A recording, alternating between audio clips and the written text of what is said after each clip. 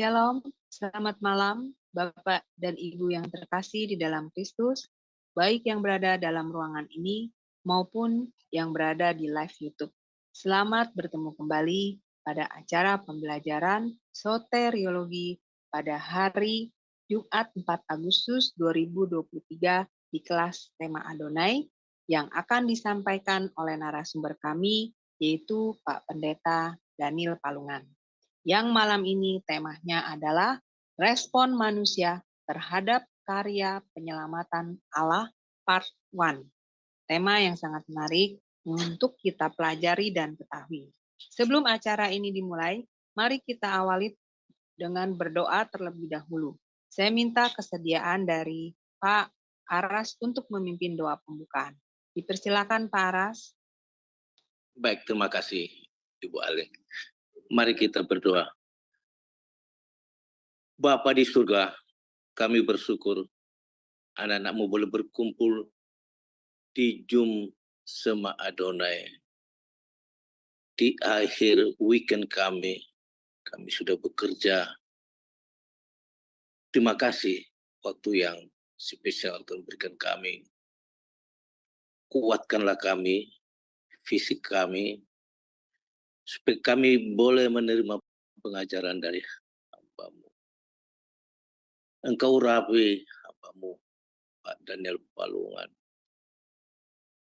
Terima kasih atas kesediaan kerelanya di Zoom ini.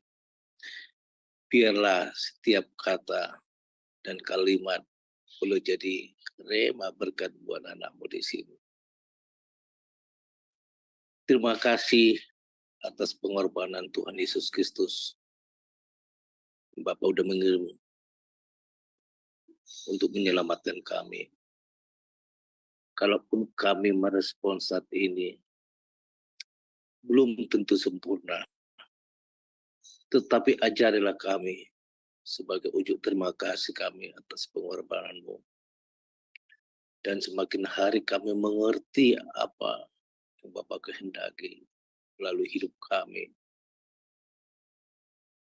Di sisa perjalanan hidup kami semakin dewasa, mengerti visi dan misi-Mu dalam kehidupan kami, Bapak. Terima kasih, Bapak. Dan juga Ibu Aling yang memimpin acara ini juga Engkau rapi dari awal ke akhirnya bila berjalan dengan baik tanpa gangguan apapun. Dan juga hamba-Mu yang terlibat dalam IT dan perlengkapan kodeks protein itu juga Engkau rapi. Segala kuasa-kuasa kegelapan Kristus yang mencoba mengganggu acara ini kami ikat di dalam nama Tuhan Yesus Kristus. Terima kasih Bapak. Sungguhlah hati dan jiwa kami bersuka cita menerima firman. Di dalam nama Tuhan Yesus Kristus kami berdoa ucap syukur. Haleluya. Amin. Baik, terima kasih untuk doanya Pak Aras. Baik Bapak Ibu yang terkasih di dalam Kristus, sebelum memulai acara pembelajaran ini, kita akan terlebih dahulu melihat dan mendengar profil dari Pak Pendeta Daniel Palungan dan pengertian tentang soteri.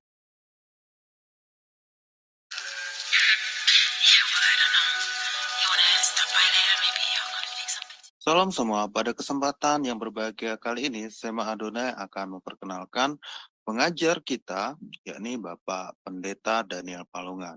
Dan berikut adalah profil singkat dari beliau. Bapak Pendeta Daniel Palungan, MIS MTH Demin, lahir di Tanah Toraja 10 Februari tahun 1960. Pendidikan Teologi, PGAK Seminari Betel, Jakarta mulai tahun 1981 hingga tahun 1984.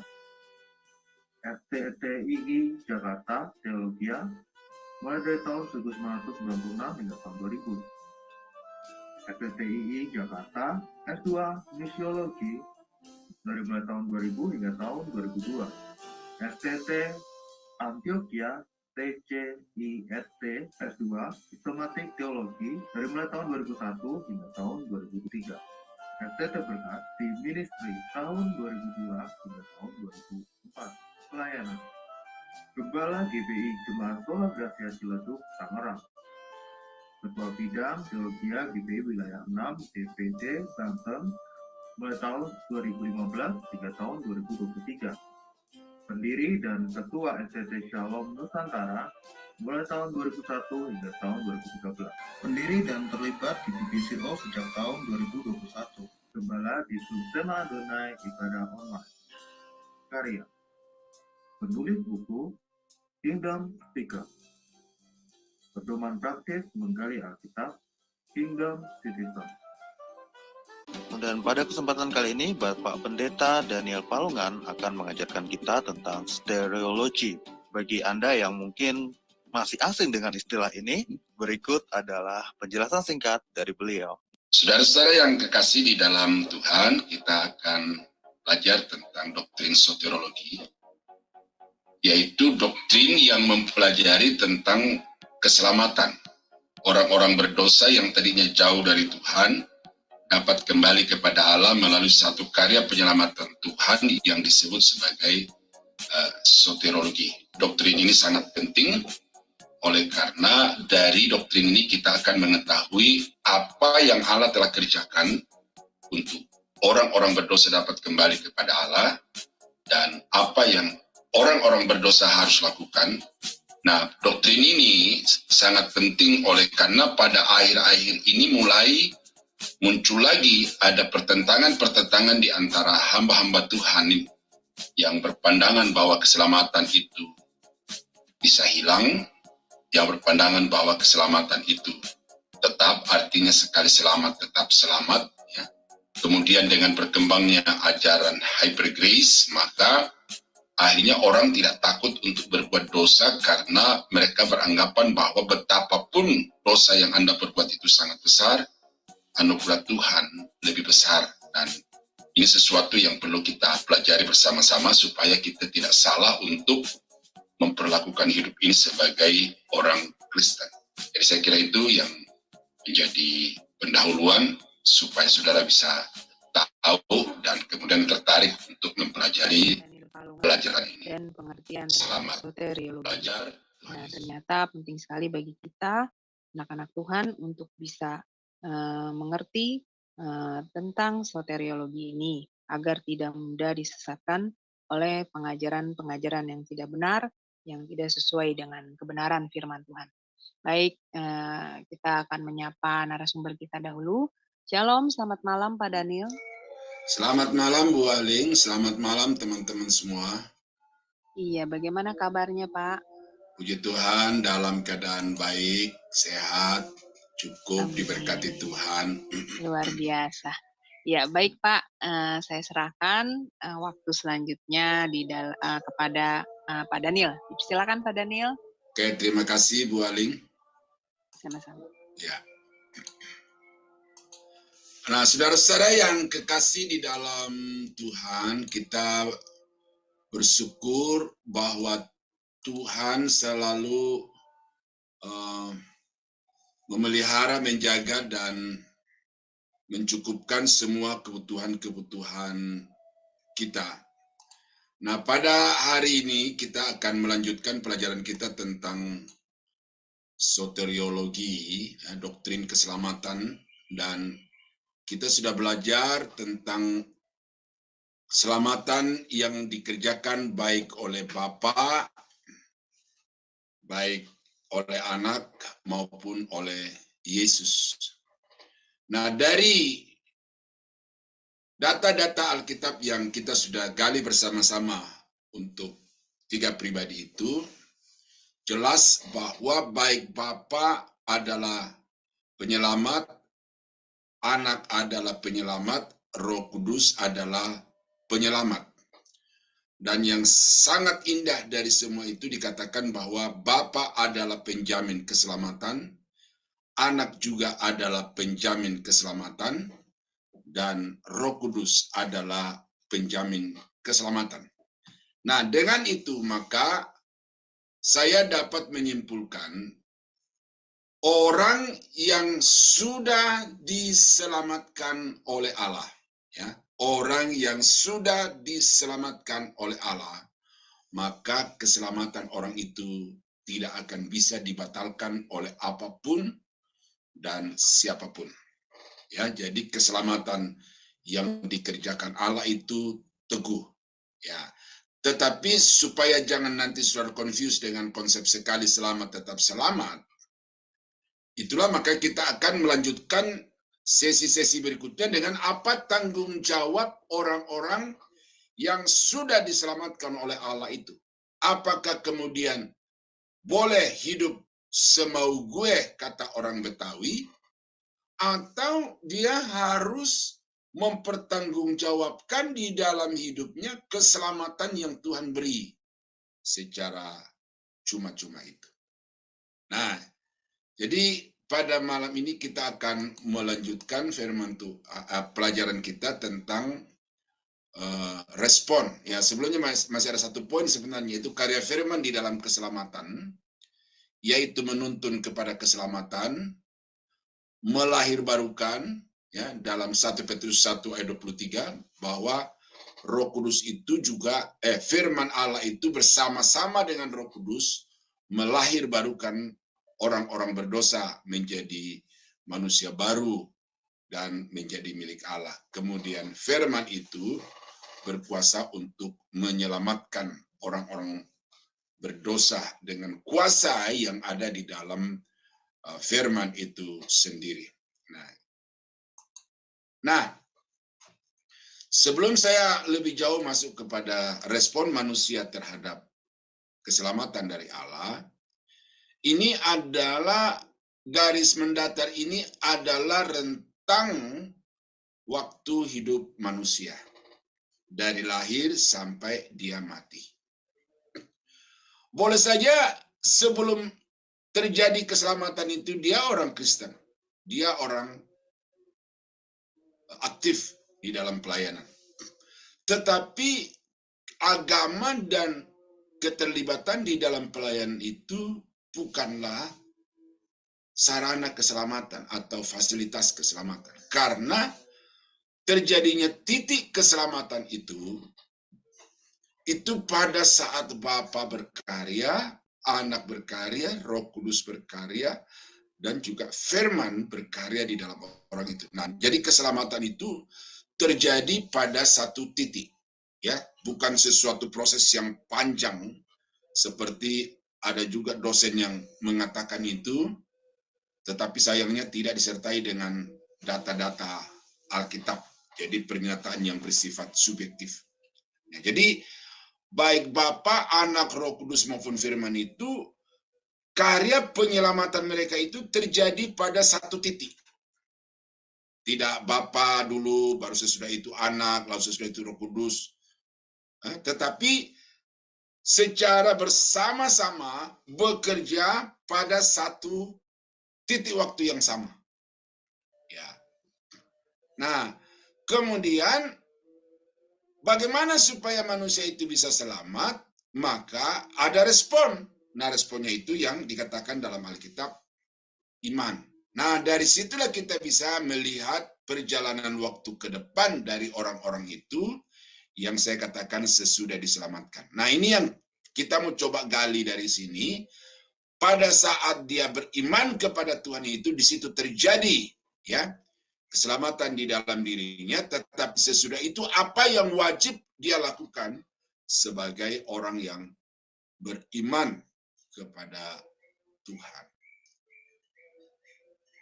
Ya, jadi skema sederhana ini saya harap saudara bisa paham, ya, bahwa ada garis tegak itu adalah saat di mana orang itu mengalami penyelamatan dari Bapa, Anak, dan Roh Kudus, dan juga melalui firman Allah. Nah, sekarang kita mau coba berpikir apa iman itu. Ya. Sorry. Ini agak bergeser nih tulisannya ya, tidak apa-apa ya. Iman. Nah, seringkali kita beranggapan bahwa iman itu adalah satu kata benda tunggal. Ya. Iman. Nah, sehingga orang serta-merta mengklaim diri, saya sebagai orang Kristen, saya orang beriman. Saya sebagai aktivis gereja, saya orang beriman. Saya sebagai pelayan Tuhan, saya orang beriman. Nah, Jadi beriman itu bukan sesuatu yang terdiri dari benda tunggal, ya, tetapi saya memberikan gambaran ini untuk saudara melihat bahwa sebenarnya yang dimaksud dengan iman itu adalah kumpulan dari sejumlah aspek atau unsur-unsur kehidupan sebagai orang-orang yang beriman kepada Yesus. Dan ini tidak bisa ada yang satu lalu yang lainnya tidak ada. Ya. Jadi ini seperti sebuah mata rantai. Kalau satu putus, semuanya putus. Ya. Jadi setiap orang Kristen harus memiliki semua ini di dalam dirinya. Supaya dengan itu maka dia dapat disebut sebagai orang yang beriman kepada Tuhan. Ya, jadi itu dulu. Nah, sebelum saya masuk kepada unsur-unsur atau aspek-aspek iman itu, kita akan melihat dulu apa sih iman itu. Ya. Iman atau dalam kurung elemen atau unsur positif pada Kristus. Di dalam Efesus 2 ayat 8 dan 9 dikatakan bahwa oleh karena kasih karunia kamu diselamatkan oleh iman. Ya. Itu bukan hasil usahamu, tetapi pemberian Allah. Karena itu maka jangan ada orang yang membanggakan diri. Sebab karena kasih karunia kamu diselamatkan oleh iman, itu bukan hasil usahamu, tetapi pemberian Allah. Itu bukan hasil pekerjaanmu. Jangan ada orang yang memegahkan diri. Nah, jadi iman itu. Tidak ada respon lain yang saudara bisa lakukan untuk menggapai keselamatan yang sudah disediakan dan dikerjakan Allah secara penuh, sempurna, kecuali dengan iman. Nah, apa iman itu? Ya, secara sederhana di dalam, secara mendasar di dalam Ibrani pasal 11 ayat 1 dikatakan bahwa iman adalah dasar dari segala sesuatu yang kita harapkan dan bukti dari segala sesuatu yang tidak kita lihat. Ya. Jadi iman adalah dasar dan bukti tentang kepercayaan kepada sesuatu yang tidak kita lihat dengan mata jasmani kita ini.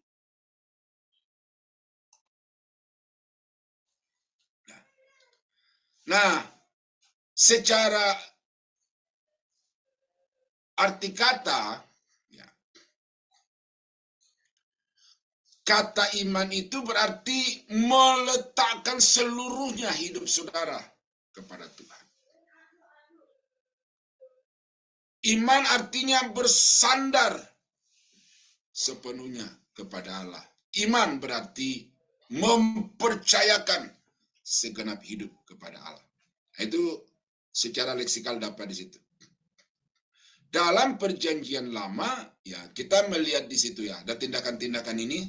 Saya kira ini saya tidak perlu baca di detail-detailnya karena sudah jelas bagaimana orang-orang yang beriman di dalam Alkitab itu seperti Abraham, ya, ketika dia dipanggil oleh Tuhan, tidak ada tawar-menawar, tetapi dia meletakkan seluruh kehidupannya kepada Tuhan, dan karena itu dia disebut sebagai Bapa orang-orang percaya.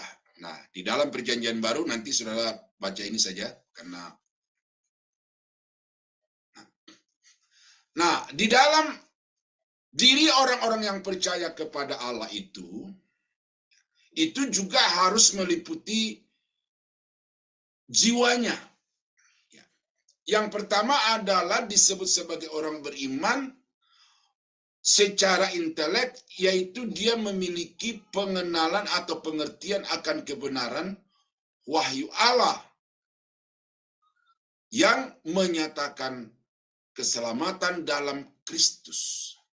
Jadi ini perlu bahwa iman kepada Allah itu bukan sesuatu pernyataan yang buta, yang tanpa dasar atau hanya berdasarkan perasaan, tetapi iman kepada Allah itu berlandas kepada satu pemahaman berdasarkan objek daripada iman Kristen, yaitu Alkitab.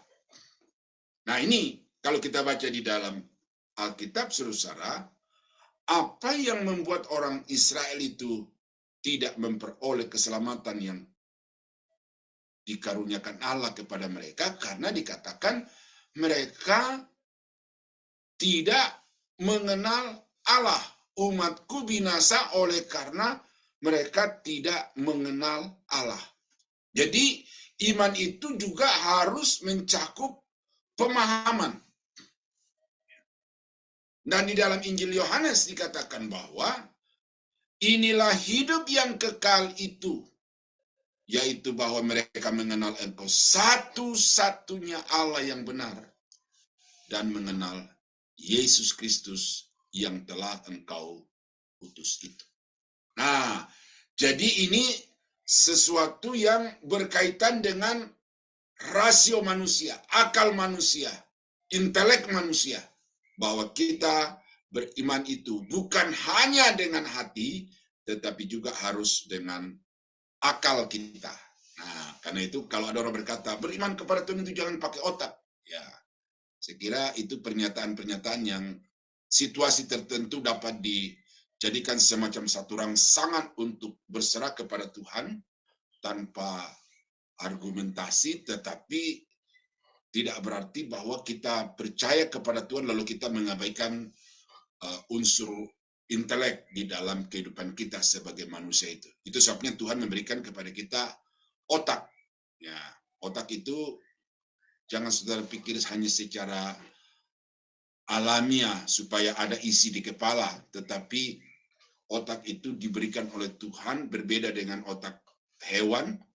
Karena otak manusia inilah yang akan menjadi alat di dalam Tuhan untuk membuat orang itu dewasa di dalam iman, dewasa di dalam pengenalan akan Allah.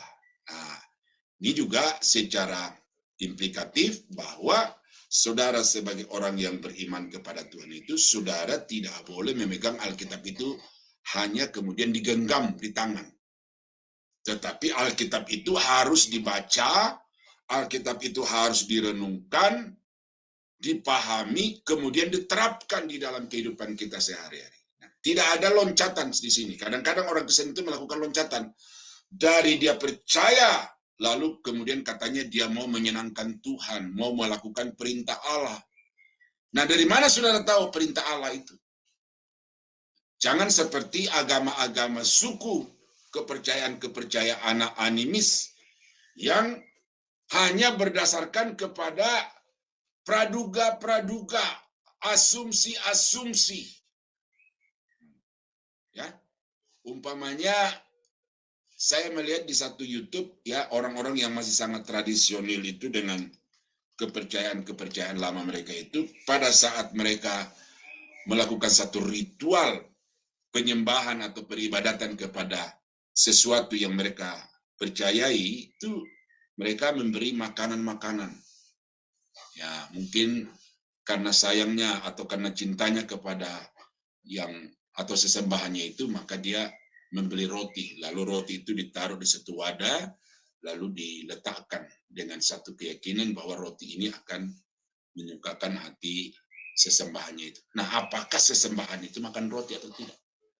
Terserah ya, mereka yang di luar iman Kristen ya begitu. Tetapi di dalam Alkitab selalu kita membaca bahwa menyenangkan Tuhan itu tidak dengan makanan-makanan atau hal-hal yang bersifat materialistik di situ, tetapi menyenangkan Tuhan itu adalah mengerti apa yang Dia perintahkan melalui firman-Nya, kemudian kita lakukan di dalam kehidupan kita setiap hari.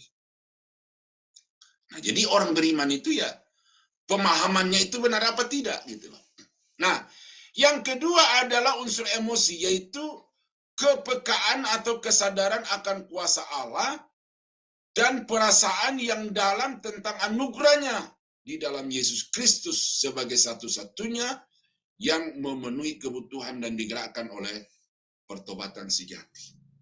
Nah, jadi orang yang beriman dengan sungguh-sungguh itu, atau orang yang sudah memiliki iman yang benar itu, maka mau tidak mau di dalam dirinya ada satu rasa cinta.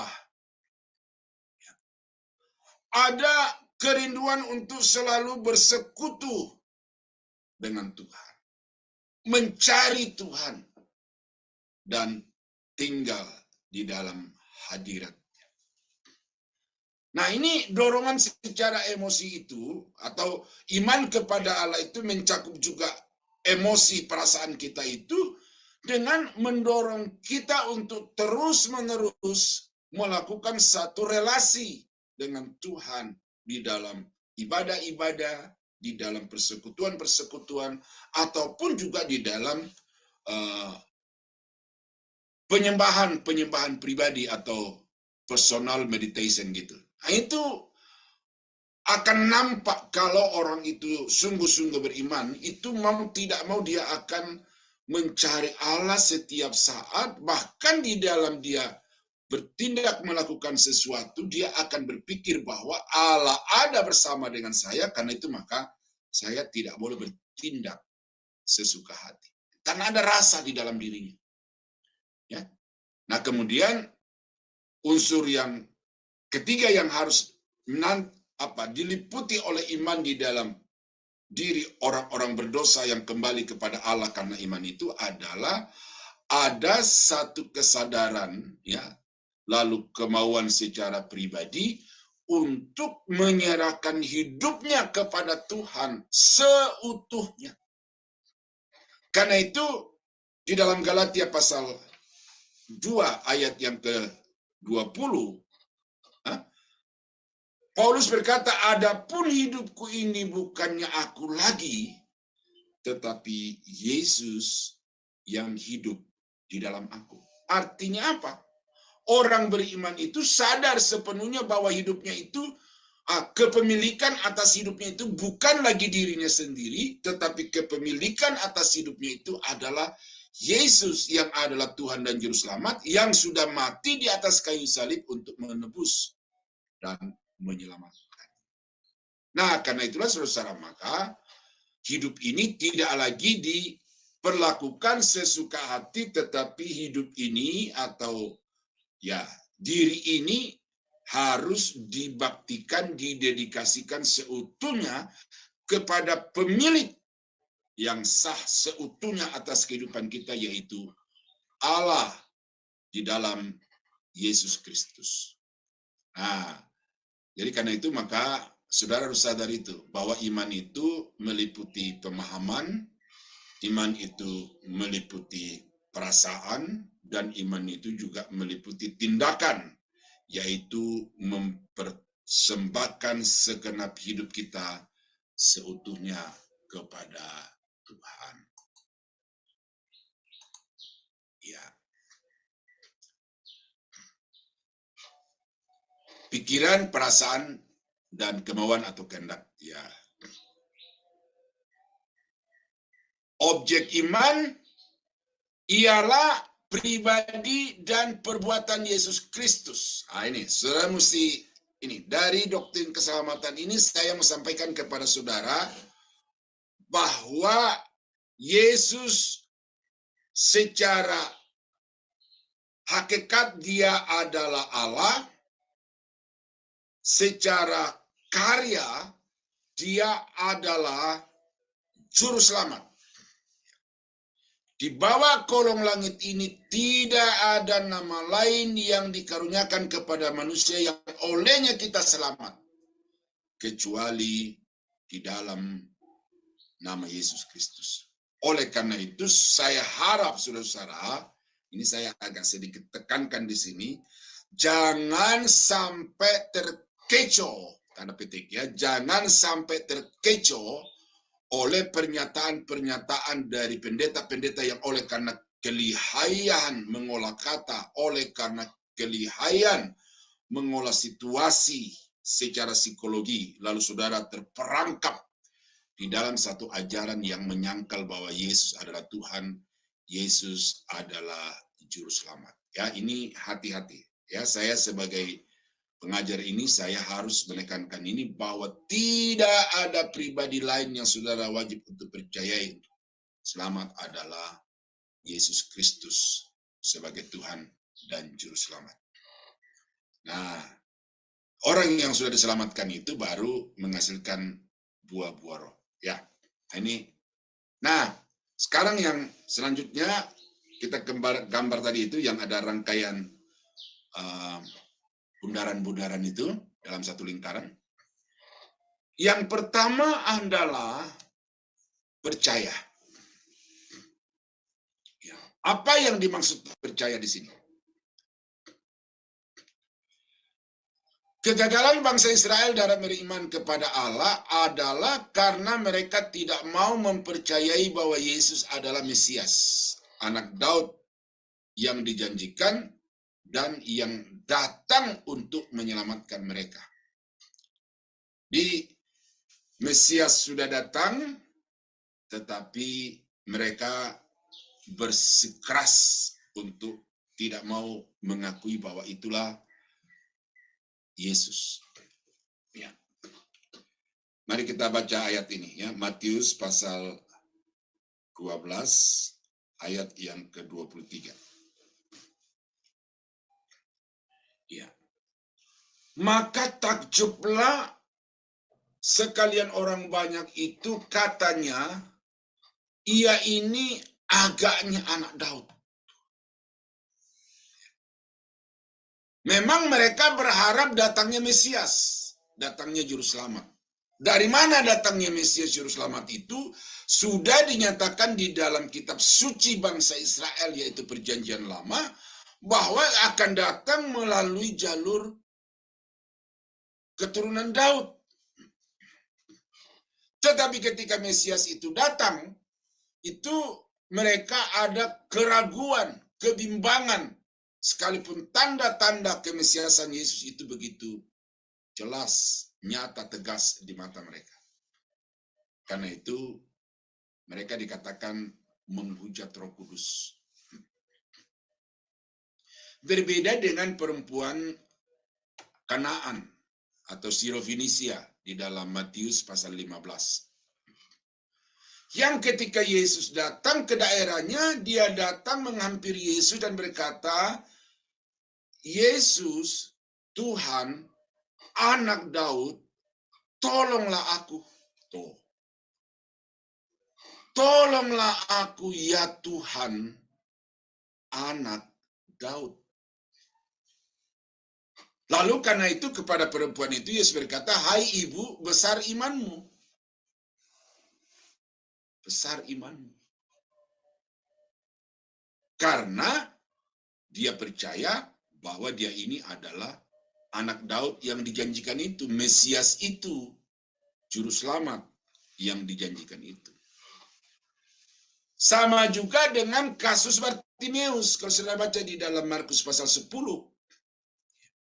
Ketika Yesus keluar dari Yeriko,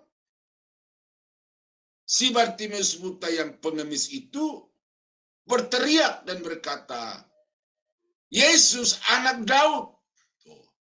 Yesus anak Daud, tolonglah aku, kasihanilah aku. Nah, jadi percaya bahwa Yesus itu adalah Tuhan dan Juru Selamat. Nah, di sini percaya bukan sekedar secara dogmatis. Sebagai orang Kristen kita didogmatisasi bahwa Yesus itu Tuhan sejak kita kecil. Ini kepercayaan ini bukan hanya sekedar pemahaman intelektual yang kita baca dari Alkitab. Pengakuan intelektual maksud saya, bukan hanya pengakuan intelektual yang oleh karena kita baca Alkitab sebagai kitab suci orang Kristen, lalu Alkitab itu mengatakan Yesus itu Tuhan, Yesus Juru Selamat, lalu kemudian kita mengakui secara intelektual oleh karena memang ada landasannya, yaitu kitab suci. Ini tidak sekedar itu. Tidak sekedar dogma, tidak sekedar pemahaman rasional, Tetapi yang dimaksudkan di sini adalah betul-betul satu pernyataan iman bahwa Yesus adalah anak Daud, Yesus adalah Mesias, Yesus adalah juru selamat. Tidak ada pribadi lain yang olehnya kita diselamatkan kecuali di dalam Yesus Kristus. Nah, pernyataan itu yang harus ada. Jadi, aspek pertama dari iman adalah percaya Yesus sebagai Tuhan dan Juru Selamat. Yang kedua adalah menerima Yesus secara pribadi. Menerima Yesus secara pribadi. Dikatakan di dalam ayat yang ke-12 dari Yohanes pasal 1,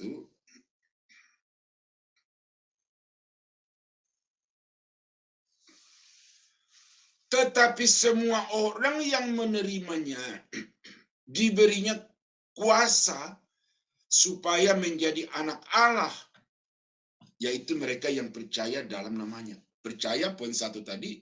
Sekarang yang kedua yang Alkitab wajibkan harus ada di dalam hidup orang-orang yang beriman kepada Tuhan adalah bahwa orang itu harus menerima Yesus secara pribadi sebagai Tuhan dan Juru Selamatnya.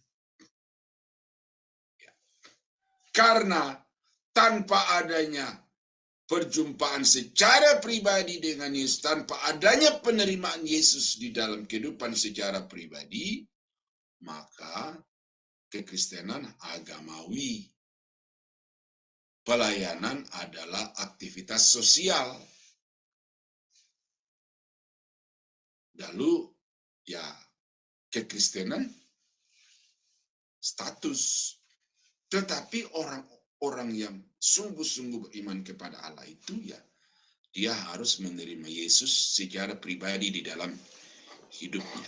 Nah, kalau saudara baca di dalam Yohanes pasal 3 tentang Nikodemus, tidak ada pilihan bagi Nikodemus. Dia tahu siapa Yesus itu. Siapa Mesias itu dari tanda-tanda yang dia saksikan dengan mata kepala sendiri. Nikodemus tidak bisa lagi menolak bahwa kau ini orang yang memang diutus oleh Tuhan, dari Tuhan. Tetapi dengan pengakuan seperti itu ya Nikodemus tidak ada jaminan diselamatkan. Karena itu Yesus berkata, sesungguhnya aku berkata kepadamu, engkau harus dilahirkan kembali. Dilahirkan dari air dan roh, yaitu firman dan Roh Kudus. Jadi harus ada satu pengalaman secara pribadi dengan Tuhan di dalam kehidupan kita. Dan pengalaman ini bukan sesuatu yang hanya secara emosional oleh karena situasi keadaan di mana kita sedang berbakti beribadah, tetapi ini betul-betul kita mengalami satu perjumpaan dengan Yesus dan kemudian ada sesuatu yang terjadi di dalam diri kita. Contoh yang kedua adalah Sakeus.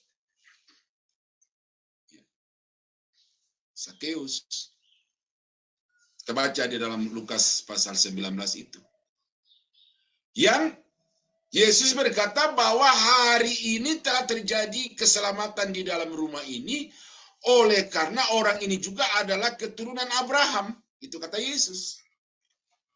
Nah, mengapa hal itu dikatakan oleh Yesus tidak kepada orang-orang yang bersama-sama dengan dia, yang menyertai dia, yang begitu banyaknya juga yang menyambut, menyongsong Yesus. Ya, sampai Lazarus itu tidak bisa melihat Yesus oleh karena banyaknya orang itu, lalu dia harus manjat pohon ara. Orang-orang yang menyambut dan mengiringi Yesus itu ya hanyalah orang-orang yang sekedar kagum, sekedar ingin mujizat, sekedar ingin berkat, tetapi luput daripada berkat utama yaitu keselamatan. Oleh karena apa? Karena mereka tidak mau membuka hati secara pribadi bagi Yesus. Tetapi Sakeus itu membuka hati secara pribadi bagi Yesus, dan karena itu hari ini telah terjadi keselamatan di dalam rumah ini oleh karena orang ini adalah keturunan Abraham.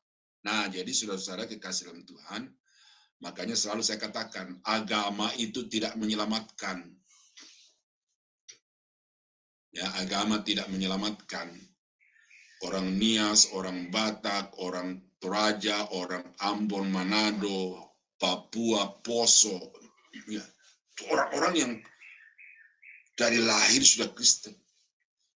Tetapi bukan agamanya yang menjadi jaminan selamat, tetapi seberapa orang yang mau menerima Yesus secara pribadi.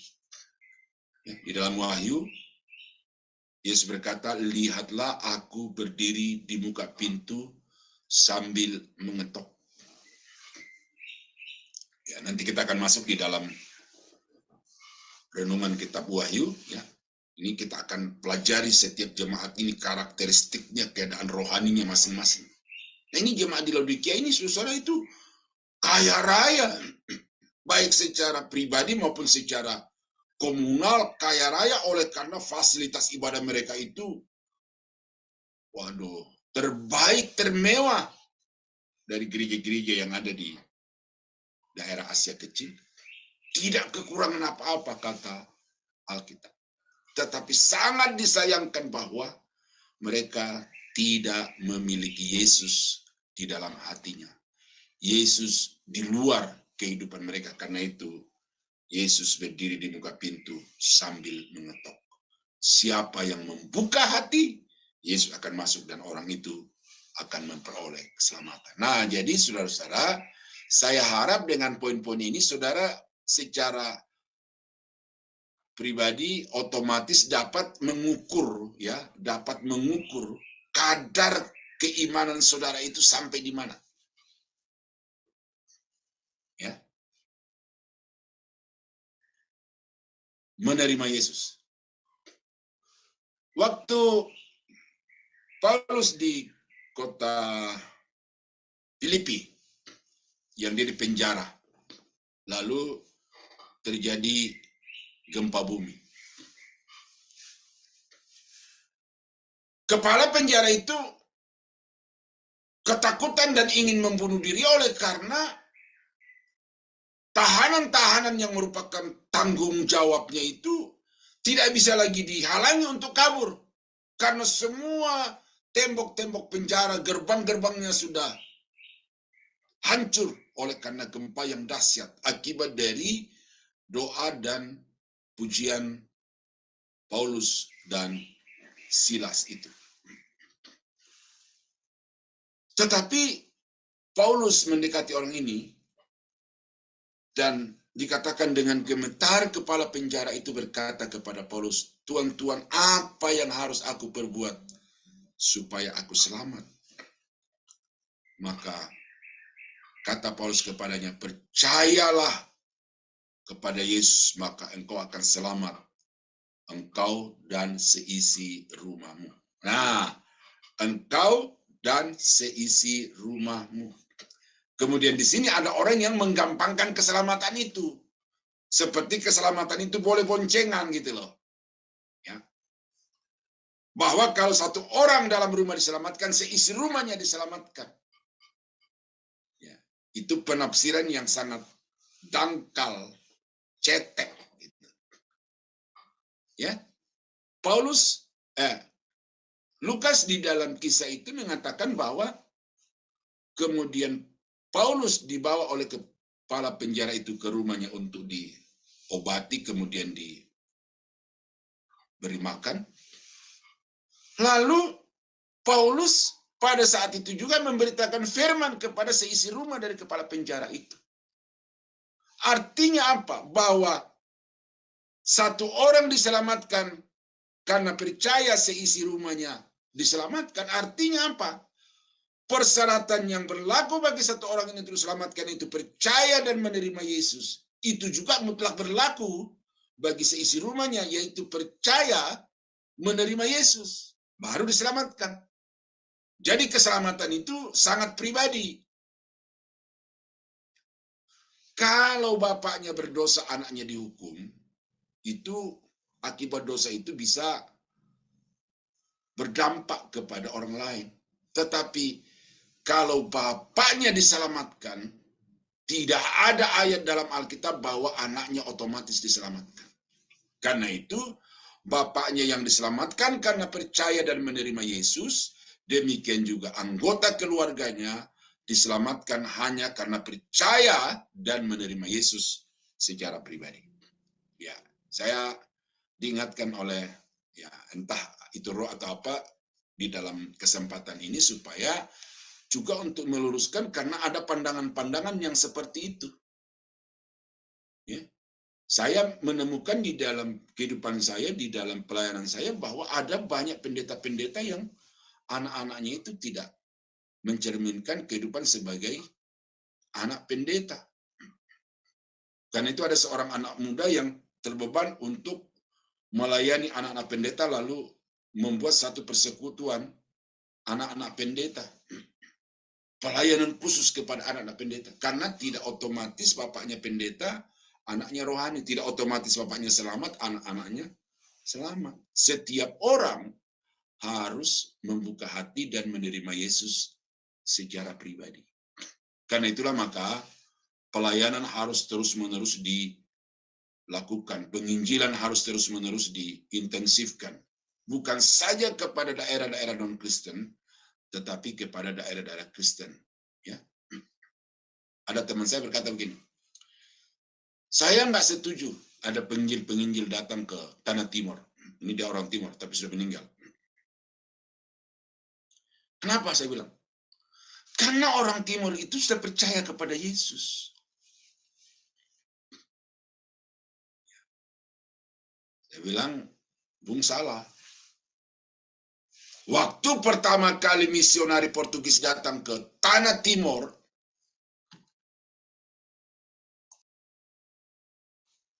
memang generasi pada waktu itu terima Yesus, diselamatkan. Tetapi generasi-generasi berikut, sesudah sending Portugis itu sudah tidak ada lagi, maka kita melihat ada satu perkembangan kerohanian yang mengalami kemunduran luar biasa, bukan hanya di Tanah Timur, tetapi di seluruh daerah-daerah Kristen di Indonesia. Jadi, saya bilang sama teman itu, kawan, kita harus terus-menerus menginjilkan, karena setiap generasi itu harus menerima Yesus secara pribadi. Baru dia manggu-manggu, karena waktu itu kami satu sekolah, jadi kami bisa diskusi, tetapi kadang-kadang juga saling tembak-menembak dalam arti yang positif.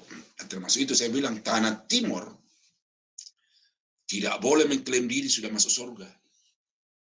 Karena generasi dulu memang sudah terima Yesus, tetapi generasi yang sekarang, siapa yang tahu. Nah, oleh karena itu, saudara, maka penginjilan itu harus terus digalakkan, bukan hanya kepada non-Kristen, tetapi juga kepada orang-orang yang beragama Kristen. Apa alasannya?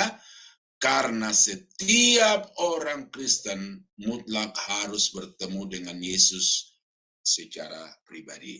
Maka saya tanggal 1 Januari 1981, saya tidak akan pernah melupakan itu, karena itu hari di mana saya mengalami satu perjumpaan pribadi dengan Yesus yang merubah hidup saya, juga merubah orientasi hidup saya.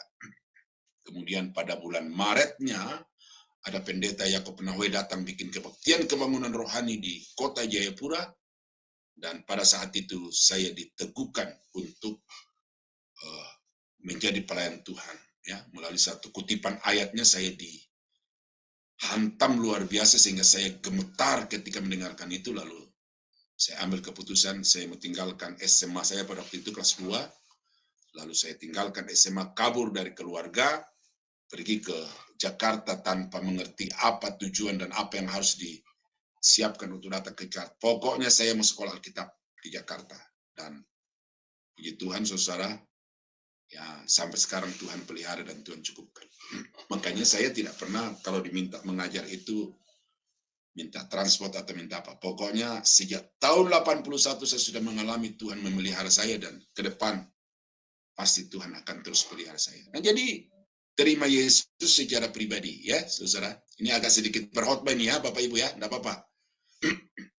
Itu penting supaya saudara bisa menarik relevansinya secara lebih gampang di dalam kehidupan saudara.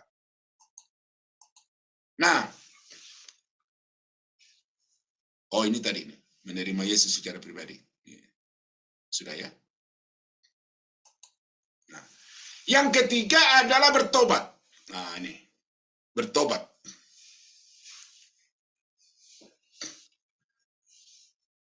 Bertobat adalah perubahan di dalam pikiran. Ya, ini. Jadi pertama-tama seseorang yang bertobat itu harus ada satu perubahan di dalam pemikirannya tentang hidup, tentang Tuhan. Ya. Pertobatan adalah langkah pertama dan utama yang tak dapat dilewati bila manusia hendak bebas dari kesesatan dan kehancuran total, dan yang sedang menanti kebebasan dari kehancuran itu. Jadi ini bertobat, saudara, perlu. Tetapi bertobat Kristen itu kayak apa? Semua agama mengajarkan pertobatan.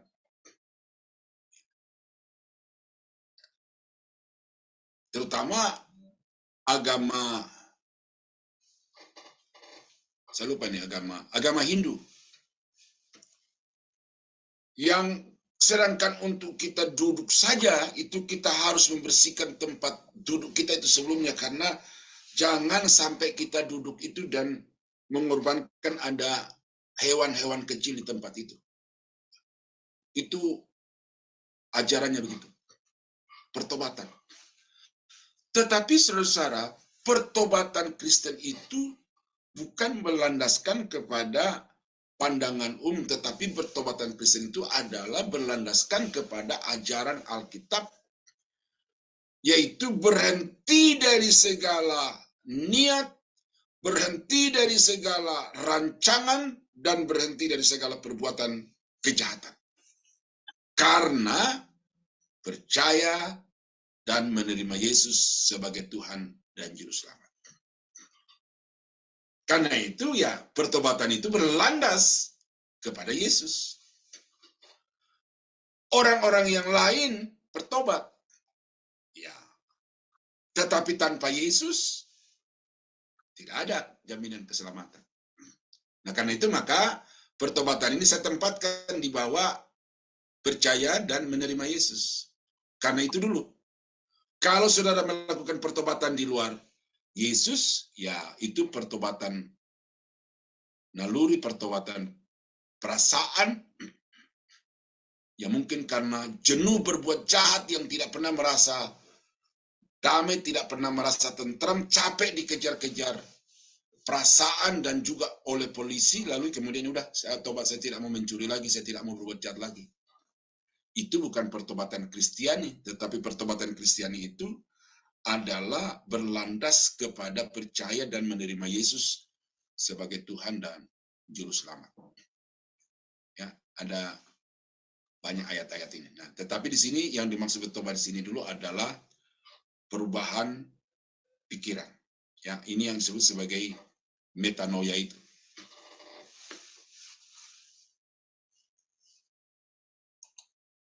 Ya. 3 unsur yang harus dilibatkan di dalam pertobatan, yaitu secara intelektual, pengertian atau pengenalan akan diri sendiri.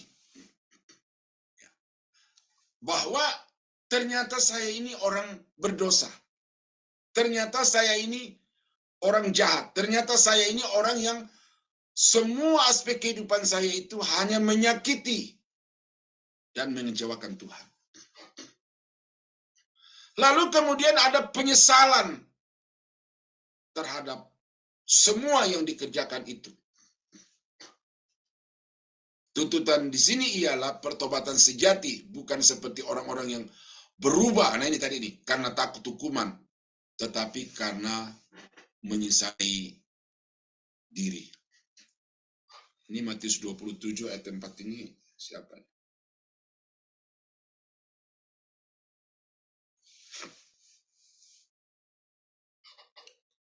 Nah, ini Nikodemus,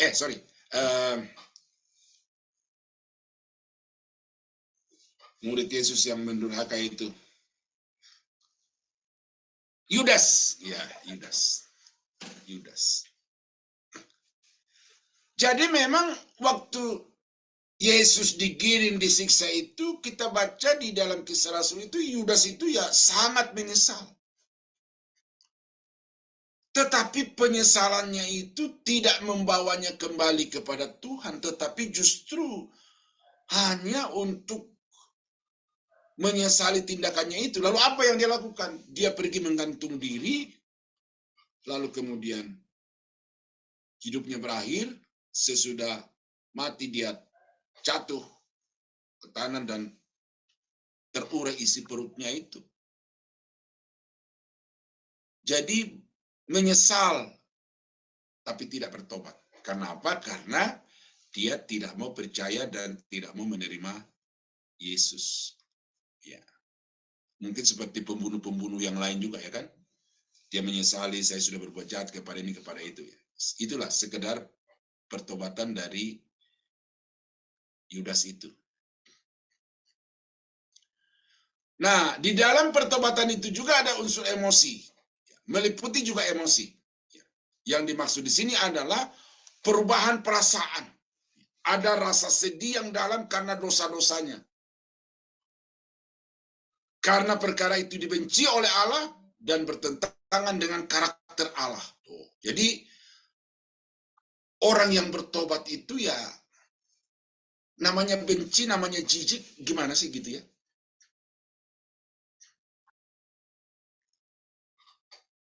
Kalau saudara sudah mengaku diri bertobat, tetapi masih doyan. Nah, ini pertanyaan Bu Heni beberapa waktu yang lalu di luar kelas ini kan. Ini terjawab di sini. Sudah bertobat, sudah melayani Tuhan, tetapi garang. Sudah melayani Tuhan, tetapi tidak bisa mengendalikan diri, bahkan hawa nafsu. Sudah jadi pendeta, jadi gembala sidang, tetapi hidup di dalam perzinahan. Ini bukan sesuatu yang sekarang-karang, tapi ini berita dari media sosial dan dibuktikan oleh teman-teman di dalam beberapa diskusi. Nah, apakah orang itu sungguh-sungguh diselamatkan? Apakah orang itu sungguh-sungguh terima Yesus, sungguh-sungguh bertobat? Ya enggak. Oleh karena apa? Karena dia masih senang dengan pelacuran, senang dengan perzinahan. Orang yang bertobat itu akan ada rasa jijik. Saya waktu SMP, saudara ya tidak rokok berat sih ya. Tetapi SMP duit masih minta dari kakak-kakak, tetapi sudah beli rokok bungkus-bungkusan dan dalam satu hari itu udah bisa habis setengah bungkus. Tetapi begitu SMA terima Yesus, ya kayaknya cium bau rokok aja udah rasanya di kepala tuh kayak apa gitu. Jadi ada satu perasaan yang tidak suka bahkan benci kepada perbuatan-perbuatan yang tercela seperti itu. Nah, itu namanya meliputi perasaan. Dan apa yang Tuhan kehendaki dari manusia itu Tuhan lebih berkenan.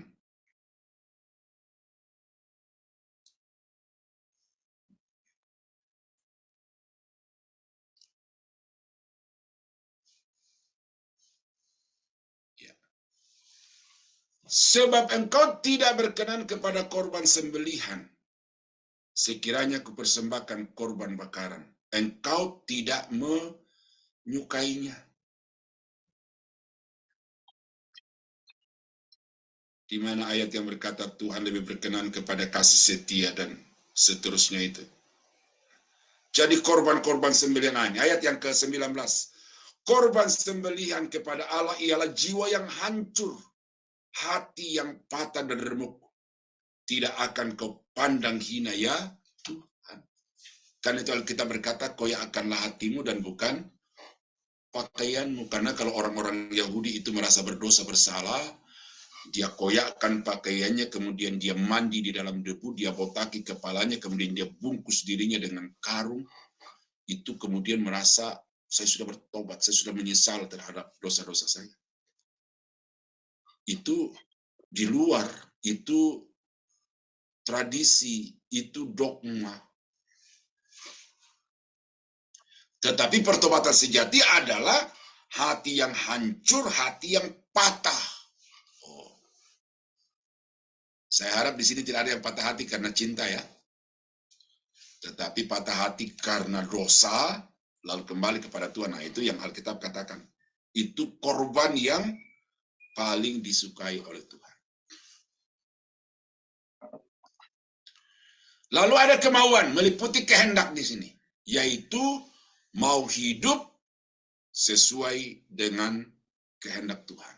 Mau hidup sesuai dengan standar karakter ilahi. Walaupun ini tidak langsung sempurna, tetapi dimulai dari tindakan meninggalkan dosa, kemudian secara bertahap melakukan apa yang dikehendaki oleh Tuhan, itu harus nyata sebagai satu bukti dari pertobatan.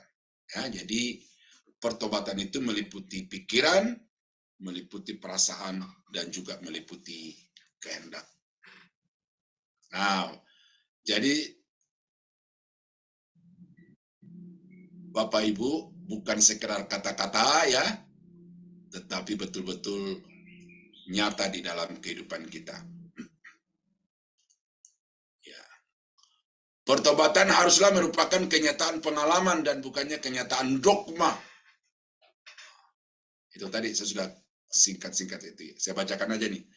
Adanya kepedihan yang dalam akan dosa, rasa rendah diri yang menyebabkan adanya rasa jijik dan benci terhadap dosa itu. Ini ayat-ayatnya. Adanya pengakuan dosa dan yang menuntun ke arah permohonan akan rahmat dan belas kasih daripada Allah. Nah, itu. Nanti kita akan belajar selanjutnya apa itu perpalingan. Ya, tetapi di sini dulu bahwa kita harus berhenti. Tetapi berhenti itu oleh karena percaya dan menerima Yesus, lalu kemudian sikap kita terhadap dosa-dosa hidup yang lama itu harus ada seperti jijik dan benci. Ya, nah ini sudah masuk perpalingan ini. Oke. Nah, oke Bapak Ibu, sampai di sini dulu. Barangkali ada yang mau dielaborasi. Saya beri kesempatan untuk Bapak Ibu bisa berkomentar, menambahkan, ataupun juga mungkin ada yang perlu dipertanyakan dari iman itu sampai kepada pertobatan. Silakan, Ibu Aling. Iya, baik. Terima kasih Pak Daniel untuk pemaparan materinya malam ini. Baik, kepada Bapak Ibu yang terkasih, sebelum kita masuk pada sesi diskusi dan tanya jawab atau sharing, kita akan dibuka mute-nya oleh operator kami. Silakan Bapak Ibu sekalian, jika ingin bertanya tentang materi malam ini, yaitu mengenai iman yang dijabarkan oleh Pak Daniel tadi. Bagi yang belum paham, silakan pertanyakan tentang iman ini, karena dengan kita paham akan pengertian arti iman ini, maka kita justru akan menjadi lebih mengenal lagi siapa Tuhan kita yang kita imani dan kita sembah. Ya, silakan Pak Romi Taringan. Selamat malam Pak Pendeta. Saya mau tanya Pak. Silakan. Ya, setiap kita pasti mempunyai masalah ya gitu. Dan ada masalah yang hanya yang tahu itu kita dengan Tuhan gitu. Dan kita udah bertobat, udah minta maaf, minta ampun sama Tuhan, dan kita tidak mau melakukannya lagi gitu loh. Dan ya, kita tidak melakukan lagi karena kita udah minta maaf sama ampun sama Tuhan. Dan itu udah berlanjut gitu. Tapi suatu ketika karena kita ingin bertumbuh, kita masuk suatu komunitas agar kita bisa terus menjaga hubungan yang dekat dengan Tuhan. Tapi di dalam komunitas itu dituntut kita untuk pasti katanya juga kan, ya memang benar kita punya masalah, ungkapkan setiap masalah kita, kasih tahu dengan grup ini agar kita itu lebih terbuka dan grup ini nggak akan membeberkan apa segala macam lah gitu. Cuma dalam hati saya berpikir, saya udah minta ampun minta maaf sama Tuhan dan selama ini saya tidak melakukan lagi. Apakah harus saya ulangi lagi? Saya mikirkan aja udah malas gitu. Tapi grup ini bagus gitu. Grup ini ingin membantu kita selalu dekat, tapi dia juga ingin kita bersharing akan masalah kita dan semua orang tahu pasti kita punya masalah kan gitu. Pertanyaan saya, apakah kita harus jujur gitu Pak sama dengan grup ini? Kita harus start over lagi, cerita awal lagi, oh saya masalah saya begini, tapi saya udah apakah kayak gitu atau kita skip aja atau kita tidak jujur, nggak ada gitu. Gimana kira-kira Pak? Terima kasih Pak Pendeta. Oke, terima kasih Pak Romi. 2 Korintus 5 ayat 17, ya. Siapa yang ada di dalam Kristus, ia adalah ciptaan baru, yang lama sudah berlalu, sesungguhnya yang baru sedang datang. Ingat rentang hidup manusia tadi itu, ada titik yang memisahkan hidup lama dengan hidup baru. Ketika seseorang sampai pada titik itu, maka apapun dosa masa lalunya itu menjadi putih bersih. Karena darah Yesus yang Maha Kudus yang sempurna itu menyucikan hidupnya. Semua dosa-dosanya itu dihapus oleh Tuhan. Nah, lalu dari titik itu ke depan, semua perbuatan-perbuatan yang saudara lakukan yang tidak berkenan kepada Tuhan itu dicatat. Lalu nanti akan diakumulasi, kemudian kita pertanggungjawabkan di hadapan Tuhan. Karena itu Alkitab berkata, kita semua harus menghadap takhta pengadilan Allah untuk mempertanggungjawabkan segala sesuatu yang kita perbuat, baik ataupun jahat. Nah, di sini saya menyimpang dulu. Perbedaannya antara konsep sekali selamat tetap selamat. Kalau sekali selamat tetap selamat itu, saudara tidak perlu bertanggung jawab atas apa yang saudara lakukan. Tetapi konsep keselamatan yang dikerjakan oleh Tuhan yang saya ajarkan kepada saudara adalah memang ketika Tuhan sudah mengatakan si A, si B itu diselamatkan, maka keselamatannya tidak bisa hilang. Tetapi orang itu harus mulai saat titik terjadi itu dalam hidupnya, harus melakukan hal-hal yang baik, yang benar di mata Tuhan. Inilah yang Tuhan tuntut kepada jemaat di Filipi. Filipi pasal 2 ayat 12 itu. Yang justru dijadikan oleh pendeta hebat di Indonesia, bahwa keselamatan ini loh harus dikerjakan. Kalau kau tidak kerjakan, kau tidak masuk surga. Berarti apa? Dia masih meragukan karya Bapa, karya Anak, karya Roh Kudus, dan karya Firman yang di bagian atas dari garis melintang tadi itu. Itu yang diminta Paulus adalah sesudah kamu diselamatkan oleh Bapa, Anak, dan Roh Kudus Firman itu, kamu harus betul-betul sekarang hidup di dalam ketaatan dengan takut dan gentar kepada Tuhan. Nah, lalu kalau ada pendeta-pendeta, ada komunitas-komunitas. Ini kan di era 90 kan sangat terkenal ini Pak, yang namanya ada satu buku yang dipromosikan di Indonesia yang katanya ditulis oleh orang Amerika. Saya nggak tertarik dengan buku itu karena family tree, pohon keluarga. Jadi seseorang itu harus dilacak dosanya dari generasi berapa di atasnya dia itu. Nenek moyangnya. Bahkan nenek moyang yang nggak pernah kita ketemu pun juga kita harus lacak gitu loh. Ya, saya masih bersyukur saya ketemu dengan nenek saya dari bapak itu yang perempuan. Kalau nenek yang laki, saya sudah enggak ketemu lagi. Apalagi yang nenek buyutnya itu udah enggak. Nah, jadi bagaimana saya mau mencari dosa saya ke nenek buyut saya, sedangkan nenek kandung saja udah enggak ketemu. Bagaimana saya mau cari dosa-dosa dari... Jadi, saya pernah berkata di era-era itu, saya berkata banyak pendeta sekarang itu menjadi agen iblis. Sorry ya, saya kasar ngomong ini. pendeta agen iblis. Karena kalau saudara baca dalam kitab Kolose, pekerjaan iblis itu adalah menuduh, mengungkit dosa-dosa masa lalu. Padahal Alkitab mengatakan, siapa yang ada di dalam Kristus, ia adalah ciptaan baru, yang lama sudah berlalu, baru sedang datang. Nah, jadi kalau Yesus ini mengatakan sudah berlalu, ngapain lagi mau diungkit-ungkit? Nah, tetapi kalau Pak Tarigan atau Pak Romi tadi itu, kalau sekarang ini ada Bapak bersalah dengan seseorang, Bapak tidak cukup untuk berkata, Tuhan ampuni saya karena saya sudah mengecewakan si A. Bapak harus menyelesaikan secara pribadi dengan orang itu. Nah, itu langkah-langkah yang ditetapkan dalam Alkitab. Ya. Saudara marah nih sama orang, lalu kemudian saudara nyesal gitu.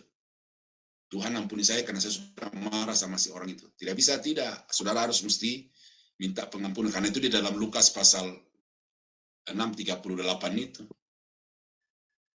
Ya, berilah maka kepadamu akan diberi satu sukatan yang digoncang-goncang sehingga padat melimpah keluar. Gitu.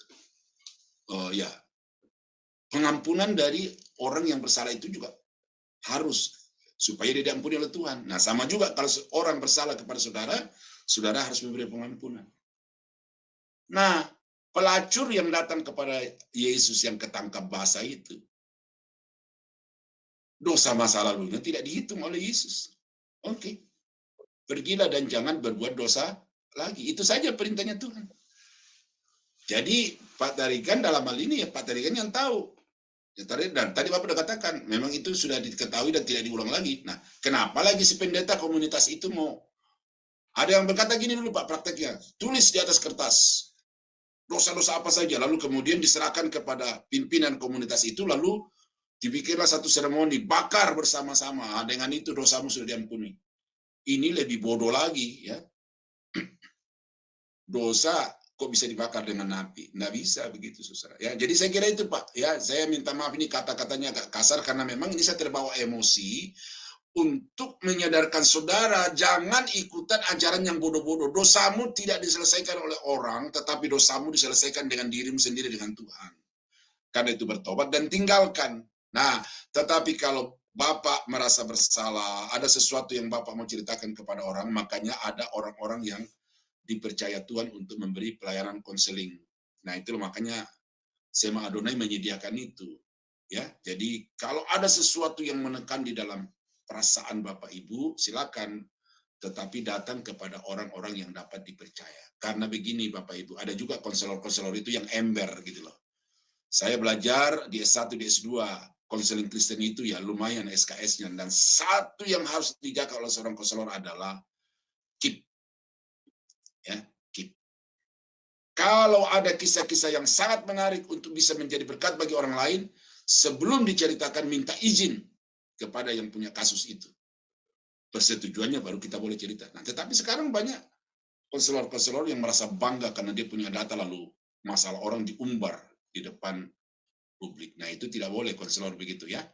Nah, jadi saya kira itu Pak Romi ya, Tuhan Yesus memberkati. Silakan. Ya, baik. Terima kasih Pak Romi. Selanjutnya adalah Ibu Heni yang akan bertanya. Silakan Ibu Heni. Ya, makasih Sister Aling. Ya, luar biasa ya. Makasih Pak. Ini menyambung dengan pertanyaannya Bang Romi tadi, Pak Romi tadi, pertanyaannya Pak Romi Tarigan tadi. Jadi saya banyak sekali juga orang yang konseling sama saya, Pak. Jadi kehidupan lamanya udah berlalu kan Pak. Jadi udah minta ampun, udah minta tolong, udah minta ampun. Nah, saya bilang, kalau dosamu sudah kamu minta ampun sama Tuhan, Tuhan itu setia, sudah mengampuni kamu lagi. Tetapi memang tuntutan di mana bergereja dia ada itu pendetanya suruh untuk diingat lagi dosa yang lama gitu, apa yang kamu perbuat gitu. Itu disuruh gitu loh, Pak. Jadi dari gerejanya dia itu. Nah, saya katakan, kalau manusia, kita melakukan kesalahan, kita masih ingat-ingat ya, tapi kalau Tuhan tuh kalau kita sudah melakukan kesalahan, udah dihapus, udah bersih, jadi udah nggak diingat-ingat lagi. Jadi kalau memang di situ minta kayak di sana tuntutannya, nggak perlu lagi diisi, nggak perlu merasa tertuduh, nggak perlu merasa bersalah. Nah, menurut Bapak jawaban saya benar nggak? Saya cuma mau konfirmasi aja. Nggak kedengaran suara Bapak. Ya, ada lagu sejauh timur dari barat, ya kan? Sedalam tubir laut. Iya, kan itu.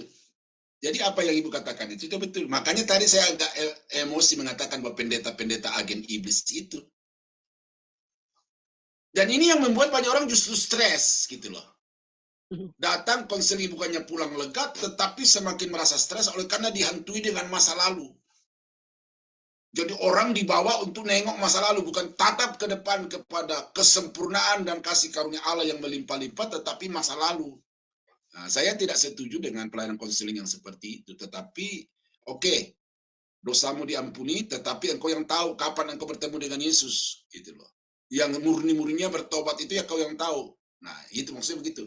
Jadi saat engkau pertama kali terima Yesus, dosa masa lalu putih bersih. Ya, Yesaya pasal berapa itu ya? 1:18. Sekalipun merah seperti kermisi. Ya, itu berlalu pertobatan itu. Keterbukaan di hadapan Tuhan itu. Bukan terbuka di mata manusia gitu ya. Walaupun terbuka di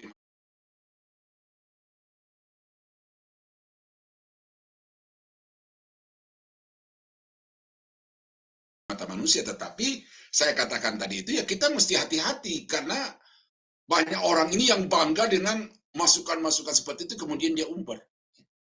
Syarat utama seorang konselor itu adalah dia mampu untuk menahan agar tidak bisa membocorkan rahasia orang kepada orang lain.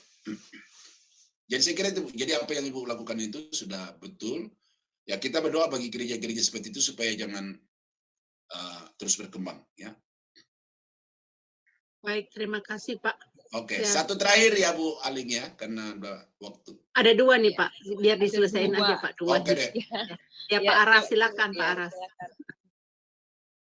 Salam Pak Daniel. Terima Salam kasih Pak ini. Ara, Tuhan Yesus berkati. Ini respon kita tentang iman ya. Ya. Ini suatu misteri juga saya pikir iman ini. Kadang yang mana duluan ya, telur atau anak ayam. Dan arti maksud aku, Tuhan Yesus hanya mensyaratkan kita itu iman sebiji sesawi katanya.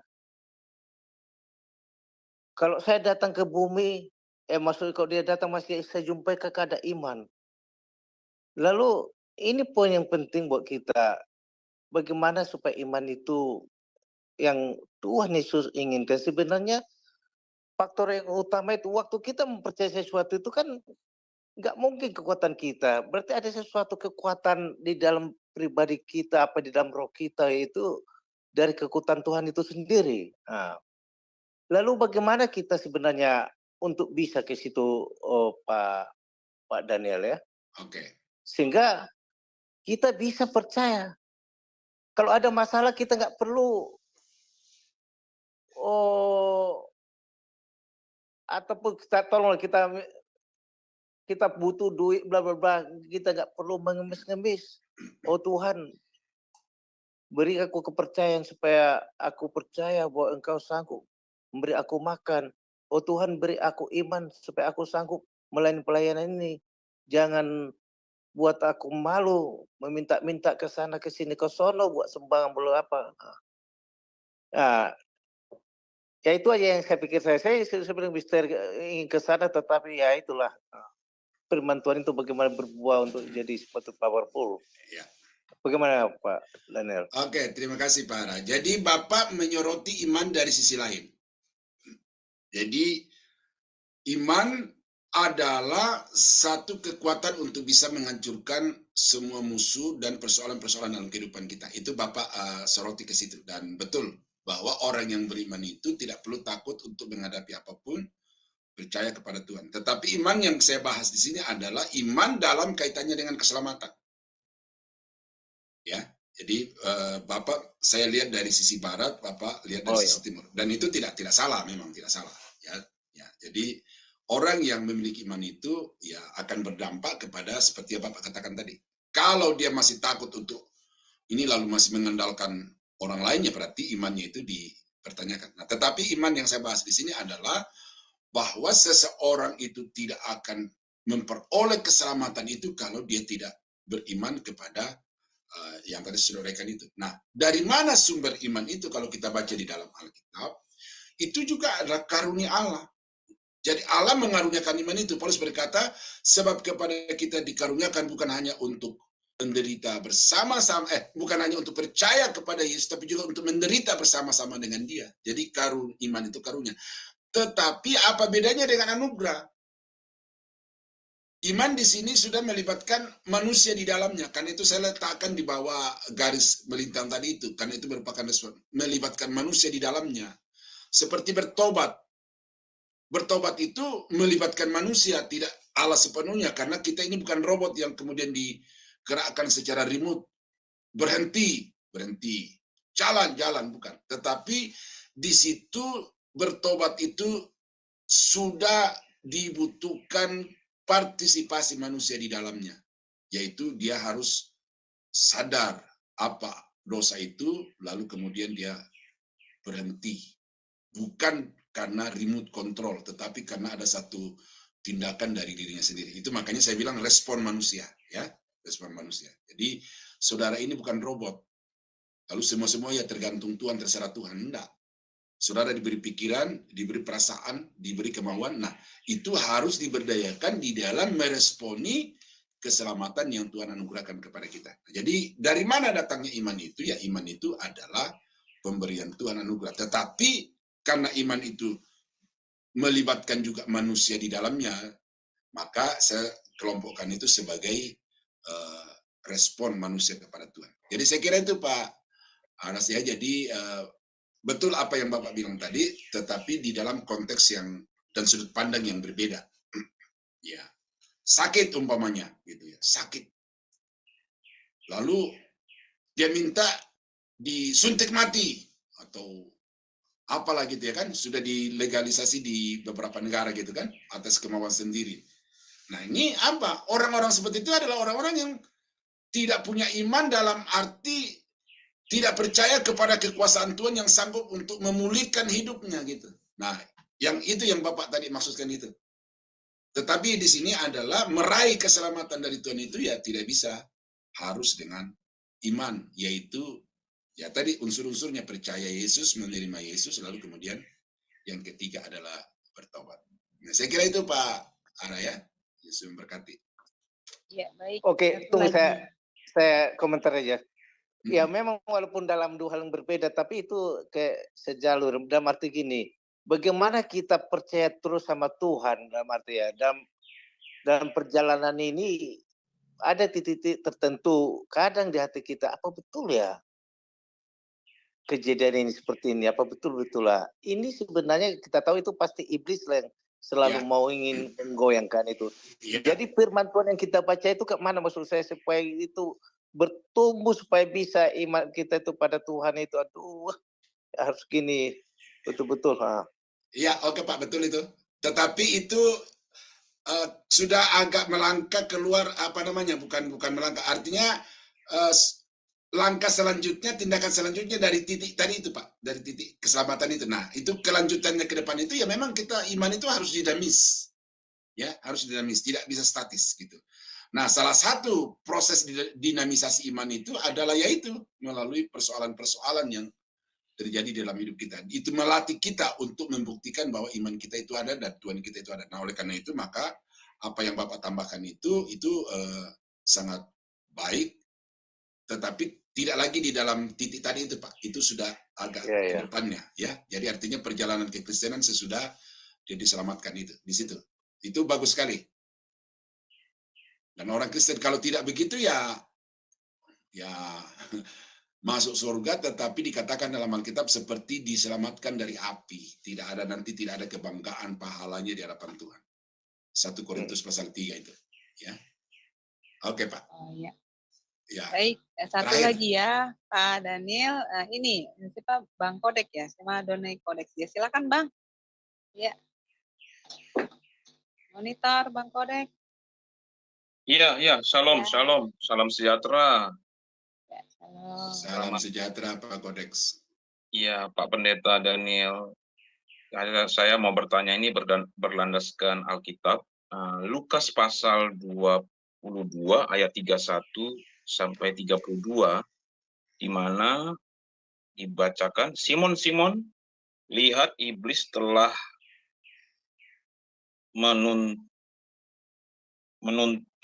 menuntut untuk menampi kamu seperti gandum. Tetapi aku telah berdoa untuk engkau, supaya imanmu jangan gugur. Dan engkau, jikalau engkau sudah insaf, kuatkanlah saudara-saudaramu.